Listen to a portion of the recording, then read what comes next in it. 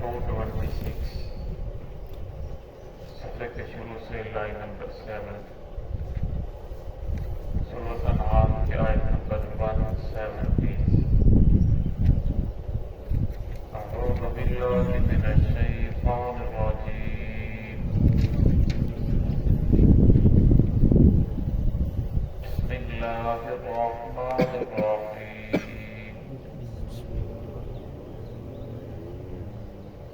फकुलू मिम्मा ज़ुकिर वल्लाहि अलैहि इन कुन्तुम बिआयातिही मुअ्मिनीन वमा लकुम अल्ला तअकुलू मिम्मा ज़ुकिर वल्लाहि अलैहि वक़द फस्अल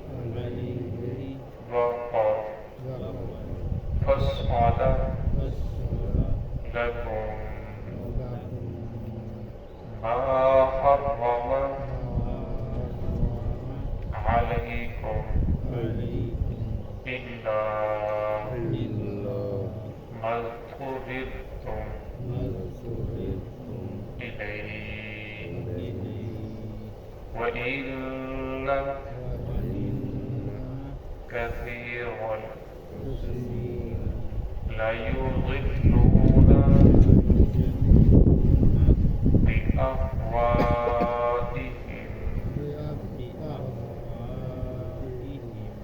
बिग़ैरि इल्म इन्न रब्बक हुवा अअलमु बिल्मुअ्तदीन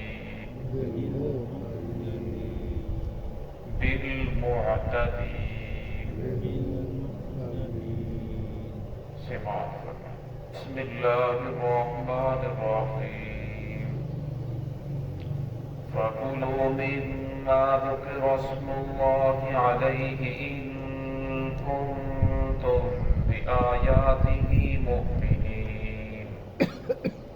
वमा लकुम अल्ला तअकुलू मिम्मा ज़ुकिर अस्मुल्लाहि अलैहि वक़द फस्अल लकुम मा हर्रम अलैकुम इल्ला मा ज़्तुरिरतुम इलैहि व इन्न कसीरन लयुज़िल्लून बिअहवाइहिम बिग़ैरि इल्म इन्न रब्बक हुवा अअलमु बिल्मुअ्तदीन फकुलू मिम्मा ज़ुकिर अस्मुल्लाह खाओ वो जिस पर अल्लाह रब्बुल इज़्ज़त के नाम को जिक्र किया जाए इन कुन्तुम बिआयातिही मुअ्मिनीन अगर तुम हो उसकी आयतों के ऊपर ईमान रखने वाले वमा लकुम ला तअकुलून वमा लकुम अल्ला तअकुलू और तुम्हें क्या हो गया कि तुम नहीं खाते मिम्मा ज़ुकिर अस्मुल्लाहि अलैहि वो जिस पर अल्लाह रब्बुल इज़्ज़त के नाम को जिक्र किया गया वक़द फस्सल लकुम तहकीक तफसील के साथ बयान किया गया तुम्हारे लिए मा हर्रम अलैकुम उन चीज़ों को जो हराम की गई हैं तुम पर इल्ला मा ज़्तुरिरतुम इलैहि मगर वो जिसकी तरफ तुम मजबूर किए गए हो व इन्न कसीरन लयुज़िल्लूना बिअहवाइहिम बिग़ैरि इल्म और अक्सर लोग वो गुमराह करते हैं अपनी ख्वाहिशात की वजह से बगैर इल्म के इन्न रब्बका बेशक आपका रब हुवा आलमु वो खूब जानता है बिल्मुअ्तदीन हद से तजावुज़ करने वालों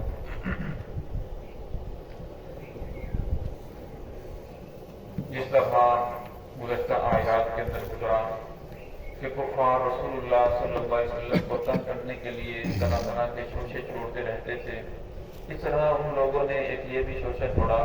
کہ دیکھو یہ مسلمان جو چیز اپنے ہاتھ سے جس کو مارتے ہیں اسے کہتے ہیں کہ یہ حلال ہے، اور جس جانور کو اللہ رب العزت مار دے تو کہتے ہیں کہ یہ جانور حرام ہے، حالانکہ جس کو اللہ نے مارا وہ بھی حلال ہونا چاہیے۔ یعنی ان کا کہنے کا مقصد یہ تھا کہ جس کو یہ اپنے ہاتھ سے ذبح کرتے ہیں اور ذبح کرنے کے بعد کہتے ہیں یہ حلال ہے،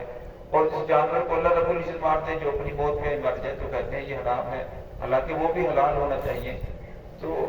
اس کے اندر رسول اللہ نے فرمایا کہ اصل بات یہ ہے کہ جس جانور کو ہم ذبح کرتے ہیں تو ذبح کرتے ہوئے اللہ کے نام کو ذکر کرتے ہیں، تو اللہ کے نام کی برکت کی وجہ سے وہ جانور حلال ہو جاتا ہے، اور جس جانور کو خود بخود مرتا ہے، حالانکہ مارتے دونوں کو اللہ رب العزت کی ذات ہی ہے، اور فرمایا اس کے اوپر اللہ کے نام کا ذکر نہیں کیا جاتا تو اللہ کے نام کی برکت نہ ہونے کی وجہ سے، محروم ہونے کی وجہ سے وہ جانور حرام ہو جاتا ہے۔ ایسی بات نہیں ہے کہ جس کو ہم ذبح کریں اور وہ حلال ہے، جو اللہ رب العزت جس کو مار دے وہ حرام ہے۔ اصل کے اندر اس کے حرام ہونے کی وجہ یہ ہے کہ وہ اللہ کے رب العزت کے نام کی برکت سے محروم رہا، جس کی وجہ سے وہ حرام ہو گیا۔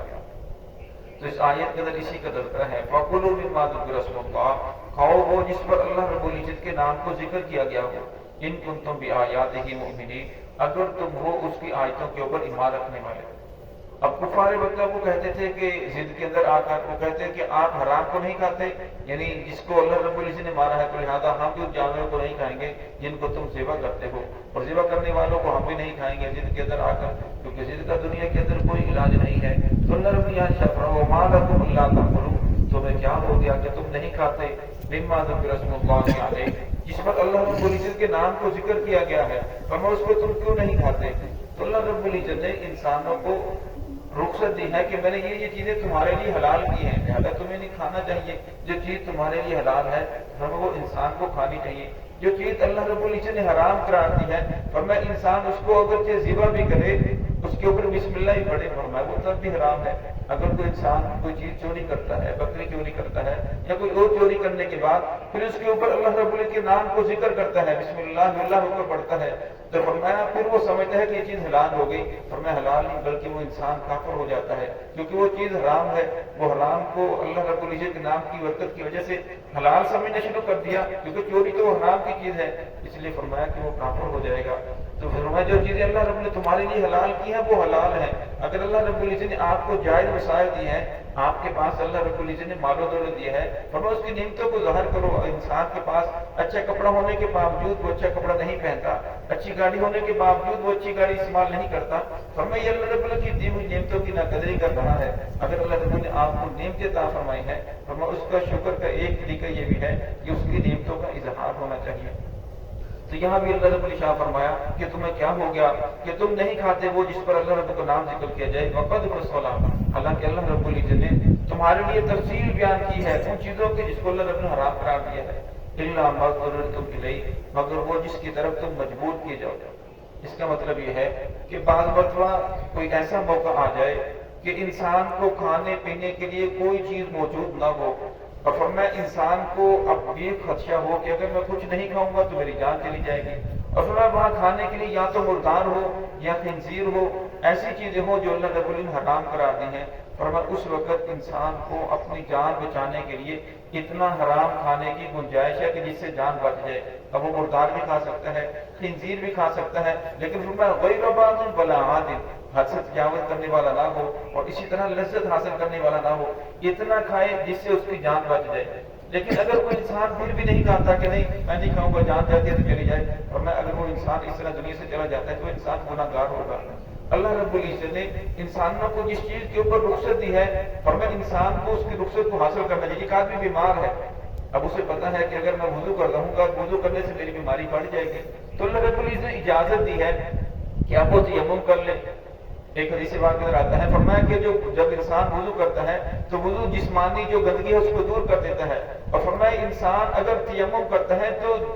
ہڈیوں کے اندر جو گردہ ہے اللہ رب العزت تیمم کی وجہ سے اسے بھی پاک کر دیتے ہیں۔ اور فرمایا ایک انسان تیمم نہیں کرتا بلکہ وہ بیماری کی شدت کے اندر بھی وہ کرتا ہے کہ نہیں میں نے وضو ہی کرنا ہے، تو فرمایا اس کی وجہ سے اگر اس کی بیماری بڑھ رہی ہے تو وہ انسان گناہ گار ہوگا۔ اسی طرح ایک انسان شوگر کا مریض ہے، یہ انسان کینسر کا مریض ہے، وہ روزہ نہیں رکھ سکتا،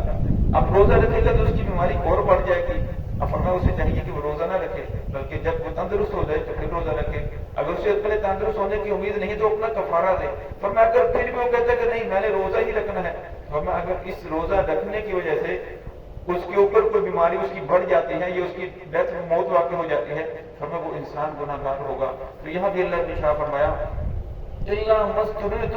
مگر وہ جس کی طرف تم مجبور کی جاؤ تو پھر تمہیں حرام کھانے کی بھی اجازت ہے. تو اگر اللہ رب العزت نے اجازت دی، فرمایا دین نام ہے اللہ اس کے رسول کے بات کو ماننے کا. اللہ رب العزت نے جس چیز کا حکم دیا اس سے رک جاؤ، فرمایا اس سے رکنے کا نام دین ہے. اور اللہ رب العزت نے محمد الرسول اللہ جس کے بارے میں فرمایا کہ یہ کام کرنا ہے، فرمایا اسے کرنے کا نام دین ہے. فإن كثيرا ليضلون بأهوائهم، اور فرمایا اکثر لوگ وہ لوگوں کو بہکاتے ہیں، گمراہ کرتے ہیں، بأهوائهم اپنی خواہشات کی وجہ سے، بغیر علم بغیر علم کی وجہ سے. جس طرح وہ کفار مکہ کہتے تھے کہ دیکھو جس کو اللہ رب مان دے کہ وہ حرام ہے، جس کو یہ خود مان وہ حلال ہے. اب فرمایا وہ ایسا کیوں کرتے تھے؟ ان کو علم نہیں تھا. اور پھر کچھ لوگ ضد کی وجہ سے، اناد کی وجہ سے ایسا کر رہے تھے. ان ربک هو اعلم بالمعتدین، فرمایا آپ رب خوب جانتا ہے حد سے تجاوز کرنے والوں کو. فرمایا اللہ رب العزت نے جو حدود مقرر کی ہیں، فرمایا جو انسان اس حدود کو کراس کرے گا، اس سے آگے بڑھے گا، فرمایا وہ انسان اپنے اوپر ظلم کر رہا ہے، اپنے اوپر زیادتی کر رہا ہے. فرمایا اللہ رب العزت نے انسانوں کے لیے ایک اصول بیان فرما دیا کہ جو بھی کام کرنا ہو اس سے پہلے تمہیں دیکھنا چاہیے کہ اس کے بارے میں اللہ رب العزت کا حکم کیا ہے، محمد رسول اللہ صلی اللہ علیہ وسلم کی سنت کیا ہے، صحابہ کرام نے اس کام کو کس طرح کیا ہے. فرمایا اگر انسان اس کو دیکھتا ہے پھر اس کے مطابق کرتا ہے تو اس کا وہ کام عبادت بن جاتا ہے. بہت سارے لوگ اپنے علم کی انہیں علم نہیں ہوتا اور اپنی جہالت کی وجہ سے وہ غلط کے اوپر عمل کر رہے ہوتے ہیں. اور فرمایا بغیر علم کی وجہ سے وہ غلط کے اوپر خود بھی عمل کرتے رہتے ہیں، خود بھی گمراہ ہوتے ہیں اور لوگوں کو بھی گمراہ کرتے ہیں. اور فرمایا جو آدمی ایسا کرتا ہے فرمایا وہ حد سے بڑھنے والا ہے. اس لیے انسان کو جو بھی کام کرنا ہو اس سے پہلے دیکھنا چاہیے کہ میرے آقا کا فرمان کیا ہے، رسول اللہ صلی اللہ علیہ وسلم نے اس کام کو کس طرح کیا، آپ صلی اللہ علیہ وسلم کے صحابہ نے اس کام کو کس طرح کیا، یہ کس نہج پر اس کو کس طریقے سے کرنا چاہیے. فرمایا اگر وہ انسان چھوٹے سے چھوٹا کام بھی کرے، فرمایا وہ اللہ رب کے یہاں چھوٹا نہیں، جس کو اللہ رب کی ذات قبول کر لے وہ چھوٹا نہیں ہو سکتا. فرمایا وہ اللہ کے یہاں بہت بڑا ہے. تو ہے کہ اللہ رب العزت ہم سب کو صراط مستقیم پہ چلنے کی توفیق عطا فرمائے. بسم اللہ.